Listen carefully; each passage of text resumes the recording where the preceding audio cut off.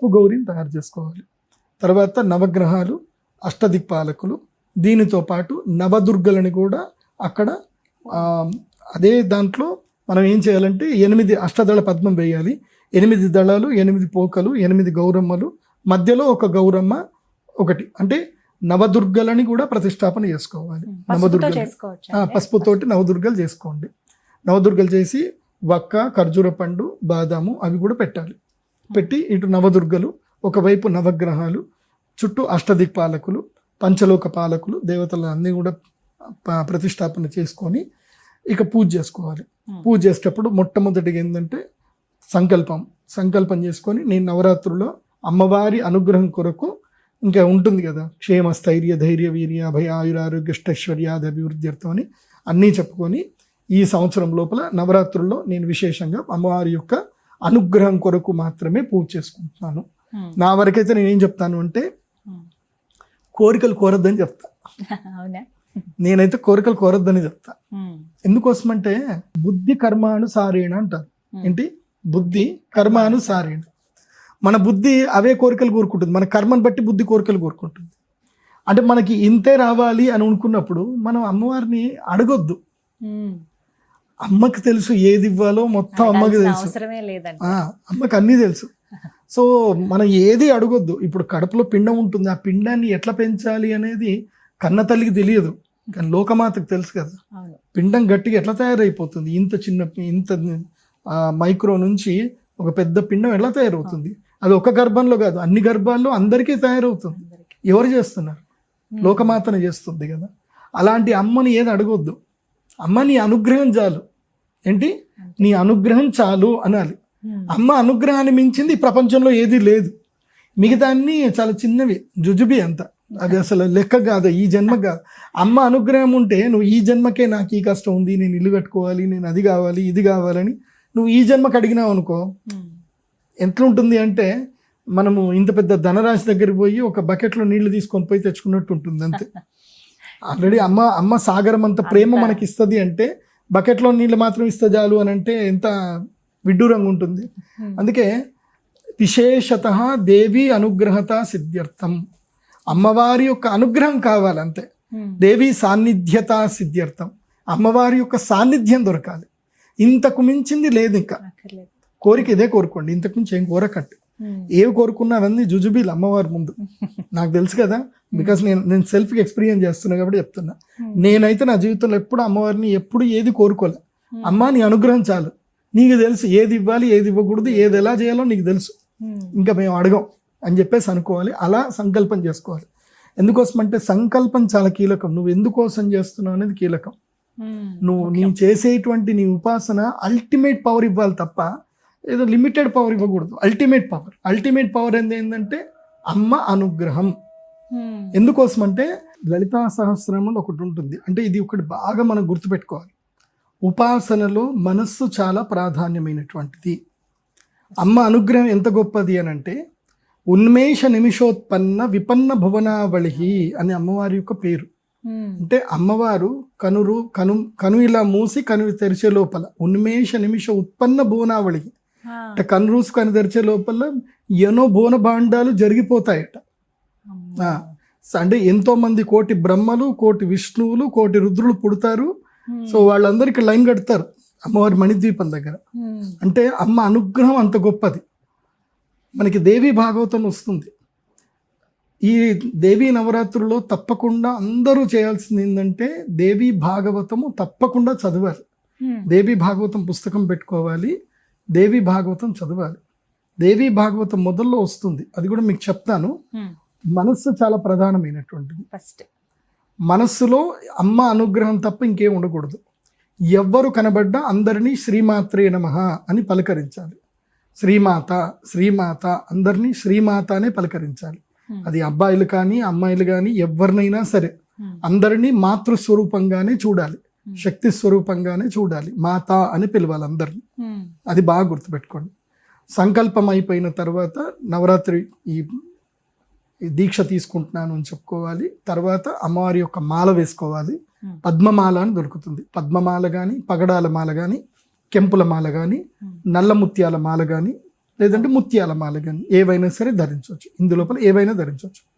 ఈ మధ్య కొంతమంది కరుంగలి మాలలు వేసుకుంటున్నారు, అదైనా ధరించవచ్చు. లేదంటే కృష్ణ స్ఫటిక మాలైనా ధరించవచ్చు. ఈ మాల వేసుకొని ఇక అక్కడ కలశారాధన, తర్వాత గణపతి పూజ, గౌరీ పూజ, నవగ్రహ అష్టదిక్పాలక పూజ, ఇది అయిపోయిన తర్వాత అమ్మవారి యొక్క శ్రీచక్రమునకు పూజ చేసుకోవాలి. ఇది మెయిన్గా ప్రధానంగా. ఇదిగో అమ్మవారి యొక్క శ్రీచక్రం అంటే ఇలా ఉంటుంది. ఇది మా శ్రీచక్ర పీఠంలో ఇస్తాం. లక్ష్మి, గణపతి, సరస్వతి ముగ్గురు ఉంటారు. వెనక శ్రీచక్రం ఉంటుంది. ఈ శ్రీచక్రాన్ని ఏం చేయాలంటే శ్రీచక్రం పైన కనబడేటట్టు పెట్టుకొని, ముఖ్యంగా మనకి ఏ నామాలు వచ్చినా, అమ్మవారి అష్టోత్తర నామాలు వచ్చినా మెయిన్గా శ్రీ సూక్తము, అదేవిధంగా పురుష సూక్తము, అదేవిధంగా దుర్గా సూక్తము, రుద్రము, నమకము, చమకం, ఇవి మనకి వచ్చినా మనం చదువుకోవాలి. మనకి రాలేకపోతే ప్లే చేసుకోవాలి. మనకి ఆడియో ఎక్కడ దొరుకుతాయి, ఆడియో ప్లే చేసుకోవాలి. శ్రీమాత్రే నమః అనుకుంటూ అభిషేకం చేయాలి. పాలతో నీళ్లతో అభిషేకం చేయాలి. పంచామృతాలతో అభిషేకం చేసుకోవచ్చు. పాలు, పెరుగు, తేనె, నెయ్యి, అదేవిధంగా పంచదార ప్లేస్లో బెల్లం, లేదంటే చెరుకు రసం. పంచదార వేయకూడదు. ఏం వేయకూడదు? పంచదార వేయకూడదు. ఎందుకోసం అంటే అది సల్ఫర్ షుగర్ ఉంటుంది కాబట్టి అది వాడకూడదు. పంచదార నిషేధం. చాలా మంది ఈ విషయం చెప్పరు. పంచదార నిషేధం. పూజలో కడు చక్కెర మంచిదే, కాకపోతే దాని ప్లేస్లో బెల్లం వేసుకొని అభిషేకం చేయాలి. శ్రీచక్రానికి అభిషేకం చేయాలి. అభిషేకం చేసిన తర్వాత తుడిచి గంధం పెట్టి, ఇప్పుడు నేను నవదుర్గలు అక్కడ పెట్టాలని చెప్పాను కదా, 8 తమలపాకులు పెట్టాలి. 8 తమలపాకులు 8 మంది దేవతలు వస్తారు. మధ్యలో ఇంకో తమలపాకు, ఆ తమలపాకుల్లో ప్రధానమైనటువంటి అమ్మవారు. అక్కడ ఈ శ్రీచక్రము బిళ్ళ పెట్టాలి. ఇక్కడ పెట్టి అక్కడ అక్షంతలు వేయాలి. నవరాత్రుల్లో ప్రధానమైన శ్లోకం ఇది, అందరికీ కంఠస్థం వచ్చేయాలి. ఈ శ్లోకం ఇప్పుడు చెప్పే శ్లోకం. ప్రథమం శైలపుత్రీ చ, ద్వితీయం బ్రహ్మచారిణి, తృతీయం చంద్రఘంటేతి, కూష్మాండేతి చతుర్థకం, పంచమం స్కందమాతేతి, షష్టం కాత్యాయనీతి చ, సప్తమం కాలరాత్రీతి, మహాగౌరీతి చాష్టమం, నవమం సిద్ధిదాత్రీ చ, నవదుర్గా ప్రకీర్తితాః. ఈ నవదుర్గల యొక్క నామము ప్రతిరోజు చదివి అక్షతలు వేయాలి. అంటే నవదుర్గలకి ప్రతిరోజు పూజ చేయాలి. కాకపోతే ఒక్కొక్క రోజు ఒక్కొక్క అమ్మవారి యొక్క విశేషత. ప్రథమం శైలపుత్రి, ఆ శైలపుత్రి అమ్మవారికి సంబంధించిన చరిత్ర మీకు దొరుకుతుంది. మీకు గీతా ప్రెస్ గోరఖ్పూర్ వాళ్ళ దాంట్లోకి వెళ్తే మీకు వెబ్సైట్లో దొరుకుతుంది, లేదంటే మీకు ఆల్మోస్ట్ ఫ్రీగా డౌన్లోడ్ దొరుకుతుంది. మీరు పుస్తకం కొనుక్కోవచ్చు కూడా. హైదరాబాద్ భాగ్యనగరంలో అయితే సుల్తాన్ బజార్లో ఉంటుంది గోరఖ్పూర్ గీతా ప్రెస్. అడిగేది నవదుర్గా బుక్ అంటే 20 రూపాయలకు ఒక బుక్ ఇస్తారు. అందులోపల చరిత్ర ఉంటుంది అమ్మవారిది. చక్కగా చరిత్ర తీసుకోవాలి, చరిత్ర చదవాలి. ప్రతిరోజు అమ్మవారి చరిత్ర చదవాలి. చాలా మంది ఏమనుకుంటారంటే నవరాత్రి దీక్ష తీసుకున్నాము, మాల వేసుకున్నాము, రోజు అమ్మవారికి పూజ చేసుకున్నాము, జపం చేసుకున్నాం, బయటికి వెళ్ళిపోయాం అనుకుంటారు. అయ్యప్ప దీక్షల కాదు. అయ్యప్ప దీక్షల్లో అలాగే ఉంటుంది. ఒకటి ఎక్స్ట్రా ఏమిటంటే ప్రతిరోజు చరిత్ర చదవాలి. అమ్మవారికి సంబంధించి చరిత్ర చదవాలి. ఎందుకోసం అంటే అమ్మవారికి చాలా ఇష్టమైంది ఏంటంటే ఆమె చరిత్ర చదవడం అంటే ఆమెకి ఇష్టం. ఆమె చరిత్రని ఎప్పుడు చదువుతూ ఉండాలి. ఇప్పుడు అమ్మవారు మహారాజ్ఞి. రాజు ఎలా సంబరపడతాడు అంటే మీరు ఆ గొప్ప పనులు చేశారు, ఈ గొప్ప పనులు చేశారని చెప్తే, కీర్తిస్తే రాజు ఇష్టపడతాడు. అలా అమ్మవారి యొక్క చరిత్ర చదవడం వల్ల అమ్మ అనుగ్రహం కలుగుతుంది. ప్లస్ ఇంకోటి ఏం తెలుసా, అమ్మ చరిత్ర చదవడం వల్ల నీకు అమ్మ నీ యొక్క మనసులో సాక్షాత్కరిస్తుంది. ఇప్పుడు నువ్వు ఆ కథ చదువుతా ఉన్నావు. ఇప్పుడు నేను దేవి భాగవతంలో చెప్తాను ఒక కథ. నేను ఆ కథ చెప్తా ఉంటే అమ్మ నీ కళ్ళల్లో, నీ మనస్సులో అక్కడ తాదాత్మ్యకంగా అమ్మ నువ్వు దర్శించుకుంటావు. చరిత్ర చదవలేదు అనుకో, నీకు అమ్మ ఎక్కడ కనిపిస్తుంది? నీ కోరికలే కనిపిస్తాయి, నీ బాధలే కనిపిస్తాయి, నీకు అమ్మ కనపడదు. చరిత్ర చదివేవనుకో అమ్మ నీకు సాక్షాత్కరిస్తుంది మనసులో. నీ యొక్క నువ్వే సినిమా డైరెక్టర్వి, నీ మనసులోనే అమ్మవారి యొక్క లోకం నీ దృష్టిలో ఎలా ఉండాలో అలా కనిపిస్తుంది నీకు. ఎవరి దృష్టిలో వాళ్ళకి లోకం అలా కనిపిస్తుంది. సో నీ ద్వారా నువ్వు మనస్సుతో అమ్మవారి సాన్నిధ్యాన్ని పొందుతావు. కాబట్టి ఈ నవరాత్రుల్లో దేవి భాగవతం తప్పకుండా చదవాలి. వినడం కన్నా చదవడం చాలా ముఖ్యం. విన్నా సంతోషమే. ఇప్పుడు నేను చెప్పిన కథ విని అది మీరు తాదాత్మ్యం చేసుకొని మీరు కూడా చదువుకోండి. అది ఒకటి. ఇలా నవదుర్గల పూజ చేసుకోవాలి. నవదుర్గ పూజ చేసుకొని తర్వాత ప్రధానంగా ఏంటంటే ఖడ్గమాల స్తోత్రం. ఇది మెయిన్ స్టెప్. నవరాత్రుల్లో మెయిన్ స్టెప్ ఏంటంటే ఖడ్గమాల స్తోత్రం.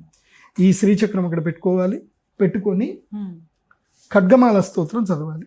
ఈ ఖడ్గమాల స్తోత్రం చాలామంది అలా చదివేస్తారు. అలా కాకుండా ఏంటంటే శ్రీమాతృ శరణం గచ్చామి అనాలి, లేదంటే శ్రీమాతృ శరణం అనాలి ప్రతి ఒక్క నామానికి. ఇప్పుడు అనంగ కుసుమే నమః, అనంగ మధునాతురాయే నమః, అనంగ వేగిన్యే నమః, అనంగాంకుశే నమః, అనంగ వేగిన్యే నమః. ఇలా అమ్మవారి యొక్క చాలా శక్తివంతమైన పేర్లు ఇవి. మీరు ఖడ్గమాల అంటే చాలా సింపుల్ అనుకుంటారు, కానీ చాలా శక్తివంతమైన పేర్లు ఇవి. ఖడ్గమాల స్తోత్రంలో హ్రీంకారాసన గర్భిత నరశిఖాం సౌక్లీం కళాం బిభ్రతీం సౌవర్ణాభరధారిణీం వరసుధా ధౌతాం త్రినేత్రోజ్వలాం వందే పుస్తకపాశమంకుశధరాం స్రగ్భూషితాముజ్వలాం తాం గౌరీం త్రిపురాం పరాత్పరకళాం శ్రీచక్ర సంచారిణీం. శ్రీచక్రములో నిత్య సంచారం చేసేటువంటి ఆ అమ్మవారికి నమస్కారం చేస్తున్నాను చదివి ఖడ్గమాల స్తోత్రం చదవాలి. ఖడ్గమాల స్తోత్రము శ్రీచక్రం మీదనే అక్షంతలు వేస్తూ చదవాలి.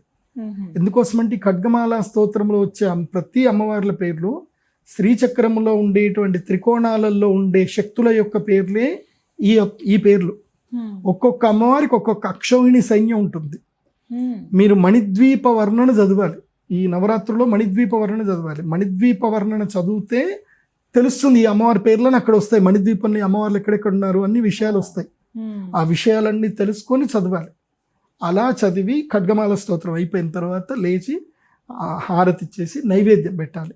ఏ నైవేద్యం అంటే రోజుకు ఒక ప్రత్యేకమైన నైవేద్యం పెట్టాలి. రోజు ప్రత్యేకమైన నైవేద్యం పెట్టాలి. లేదంటే మీకు శక్తి ఉంది అని అంటే రోజు 5 రకాల నైవేద్యం పెట్టాలి. 5 రకాలు 9 రోజులు 5 రకాల నైవేద్యం పెట్టాలి. వాస్తవంగా నేను శ్రీ విద్య కాబట్టి నేను చేసేటప్పుడు నేను ఎలా చేస్తానో అది చెప్తాను, అలాగే చేసుకోవాలి. సాధకుడు ఎవరైతే ఉన్నాడో సాధకుడే వంట చేయాలి, వేరే వాళ్ళతో చేయించకూడదు. చేస్తే దాంట్లో మళ్ళీ కొంచెం అంత ప్యూర్గా ఉండదు, పర్ఫెక్ట్గా ఉండదు. భార్యతోటి చేయిస్తే చేయించవచ్చు, భార్య లేకపోతే భర్త మాత్రమే తనకు తానుగా అయితే చెయ్యాలి. ఏం చేయాలంటే సెగడి ఉంటుంది, ఈ లేకపోతే గ్యాస్ స్టవ్ మీదైనా చేయండి, కానీ సెగడి మీద చేస్తే మంచిది. సెగడి అంటే అర్థం ఏంటంటే నిప్పులు పొయ్యి. ఇత్తడి గిన్నెల్లో అన్నం వేయాలి. అన్నం వేసేటప్పుడు 5 పిడికల అన్నం తీసుకుంటూ నమస్కారం చేసుకొని 5 పిడికల అన్నం వేయాలి. దాంట్లో వేసి బియ్యం కడిగి అన్నం పెట్టాలి. అన్నం అయిపోయిన తర్వాత దాన్ని 5 భాగాలు చేయాలి. 5 భాగాలు చేసి ఒక భాగం పెరుగన్నం, ఒక భాగాన్ని ఏం చేయాలి, పెరుగన్నం చేయాలి. ఇంకో భాగంతో ఏం చేయాలంటే పులిహోర చేయాలి. నిమ్మకాయ పులిహోర కానీ చింతపండు పులిహోర కానీ ఒక పులిహోర చేయాలి.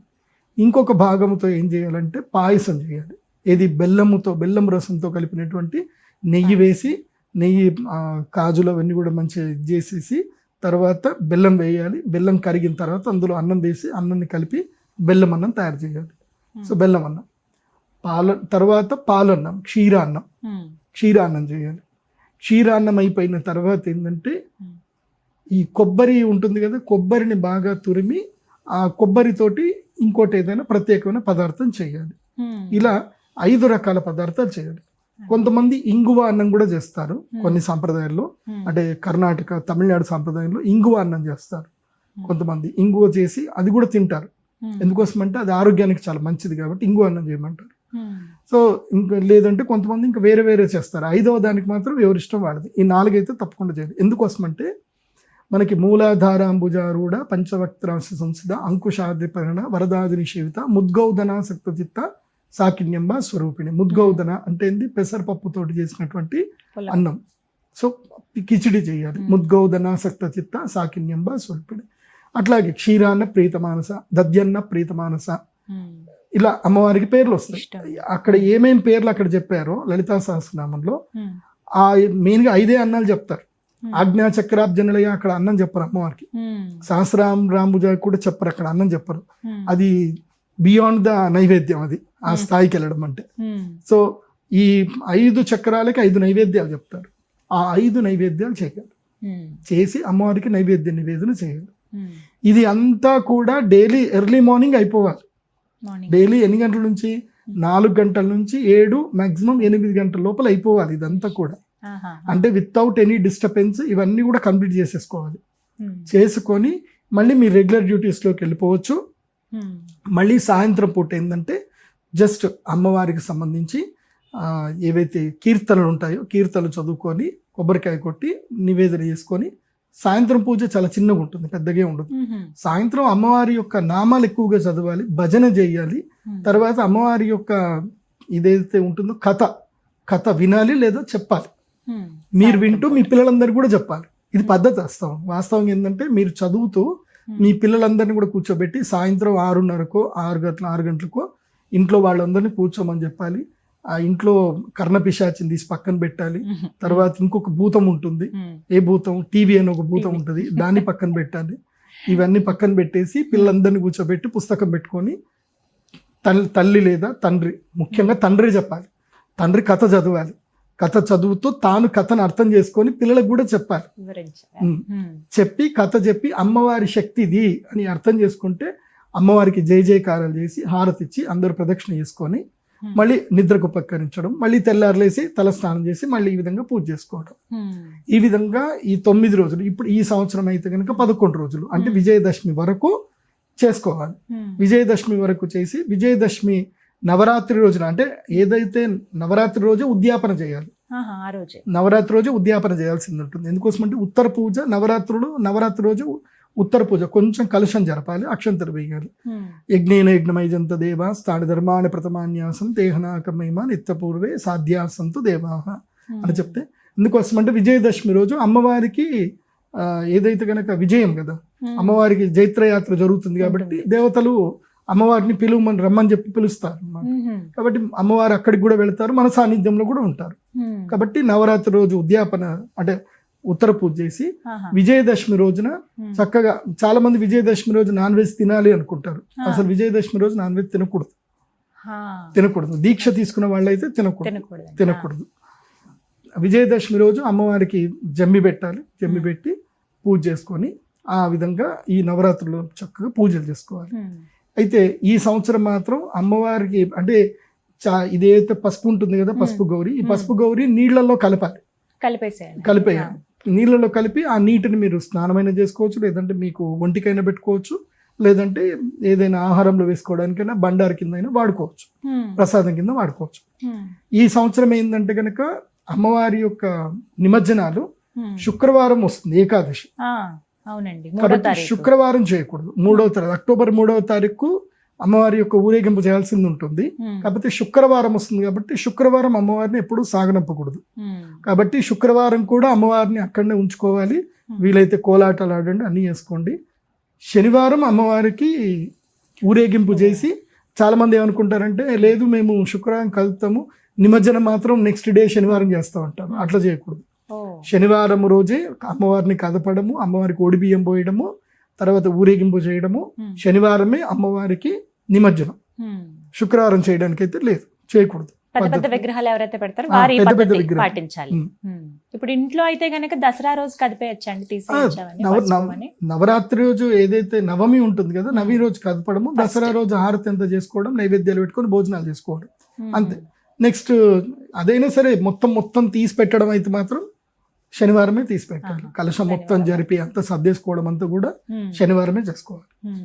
ఈ విధంగా జరుపుకోవాలి. మొట్టమొదటిసారి చేసే వాళ్ళైనా ఎవరైనా ఈ పద్ధతే పాటించాలి. ఇదే పద్ధతి పాటించండి. ఇది నేను స్వయంగా పాటించి నేను అమ్మ అనుగ్రహం పొందినటువంటి పద్ధతి.